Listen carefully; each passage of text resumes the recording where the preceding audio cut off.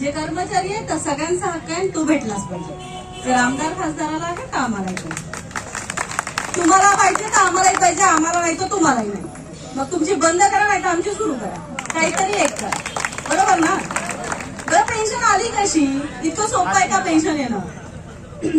आपल्याला बऱ्याच गोष्टींचा इतिहास माहिती नाही राहत, आपल्याला बऱ्याच गोष्टींचे किस्से माहिती नाही राहत. डॉक्टर बाबासाहेब आंबेडकर मुंबईच्या कोर्टामध्ये जेव्हा वकील म्हणून काम करत होते, जेव्हा त्यांची डिग्री कंप्लीट झाली कोलंबिया युनिव्हर्सिटीतून आणि त्यांनी जेव्हा काम सुरू केलं, तेव्हा एक दिवस बाबासाहेब सकाळी 10:30च्या सुमारास कोर्टात पोहोचले. कोर्टात पोहोचल्यानंतर त्यांना ना एक बाई आणि तिचं लेकरू भयंकर रडताना दिसलं. ते इतकं केविलवाना रडत होतं की त्याच्या रडण्याच्या आवाजाने अख्खा कोर्ट गुंजत होता. बाबासाहेबांसोबत त्याचा नेहमीचा साथीदार होता. बाबासाहेब त्याला म्हणाले, जारे म्हणे, बघ बरं ते लेकरू एवढं आकांताने का रडतंय? बाबासाहेबाचा तो माणूस त्याच्याकडे गेला, त्या बाईकडे. तर ती म्हणते, साहेब, मी ना या कोर्टाच्या खेड्या घालत आहे म्हणे, 8 दिवस झाले.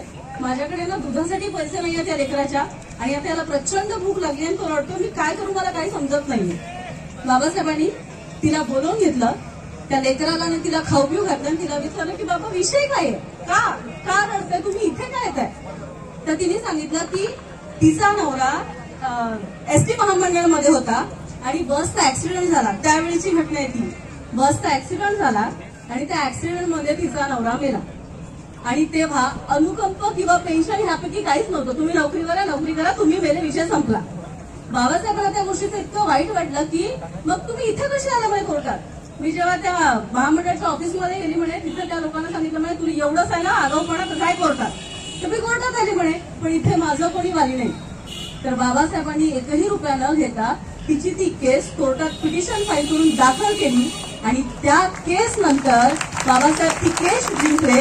आणि त्या केस नंतर आम्हाला जे अनुकंप मिळत होता आतापर्यंत, ते अनुकंप, आणि त्याच्यानंतर जर घरचा कमवता माणूस मेला तर त्या घरच्या लोकांची किती वाताहत होते, खायचे लाले पडतात, दुधाला पैसे नसतात. म्हणून जर तो कर्मचारी आहे तर त्याच्या मरणानंतर किंवा त्याच्या म्हातारपणी त्याला पेन्शन मिळाला पाहिजे.